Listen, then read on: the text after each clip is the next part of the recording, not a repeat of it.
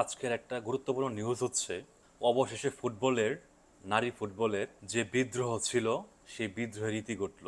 গত পরশু English coach Butler সঙ্গে যারা বিদ্রোহ করছিলেন নারী ফুটবলাররা, তাদের একটা বৈঠক হয়। সেই বৈঠকের পরে তারা গতকালকে থেকে অনুশীলনে ফিরছে। জিম সেশনের পরে আবহানির যে মাঠ আছে সেই মাঠে তারা অনুশীলনে ফিরেন। আপনারা জানেন যে নারী ফুটবলে একটা উন্মাদনা সৃষ্টি হয়েছিল, একটা বিদ্রোহ দেখা দিছিল। সিনিয়র যে ফুটবলাররা আছেন তারা আমাদের যে কোচ আছেন ইংলিশ কোচ বাটলার, তার বিরুদ্ধে গুরুতর অভিযোগ করেছিলেন। বিশেষ করে নারী ফুটবলারদের স্বাধীনতায় হস্তক্ষেপ করা থেকে শুরু করে তাদেরকে কখনো কখনো না খেলিয়ে বেঞ্চে বসিয়ে রাখার অভিযোগ ছিল ইংলিশ কোচ বাটলারের বিরুদ্ধে।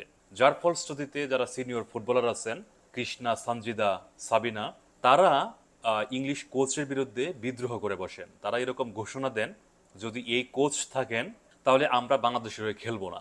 এই ঘটনার এই বিদ্রোহের জল অনেক দূর পর্যন্ত গড়িয়েছিল। তারা সংবাদ সম্মেলন করে কোচের বিরুদ্ধে অভিযোগ পর্যন্ত করছিলেন। কিন্তু সর্বশেষ বাফুফে থেকে একটা কমিটি গঠন করা হয়েছিল, যে কমিটি নারী ফুটবলাররা যে যে বিষয়ে অভিযোগ করছিলেন, বাফুফের সেই কমিটি কোচের কোনো দোষ পায় নাই। একটা সময় দেখা গেল যে দেশের ফুটবল ভক্তরা নারী ফুটবলারদের পাশে দাঁড়াইলেন, কিন্তু যখন দেখলো যে কোচ নির্দোষ, তখন দেশের মানুষ সেই ফুটবলারদের বিপক্ষে দাঁড়ায় গেলেন। তারা ফুটবলারদের বিপক্ষে বলা শুরু করলেন, যার ফলশ্রুতিতে সেই নারী ফুটবলাররা যারা বিদ্রোহ ঘোষণা করছিলেন তারা অবাঞ্ছিত হয়ে পড়েন। দীর্ঘ ৬৮ দিন পর তারা আবার কোচের সাথে সমঝোতা করে অনুশীলনে ফিরলেন।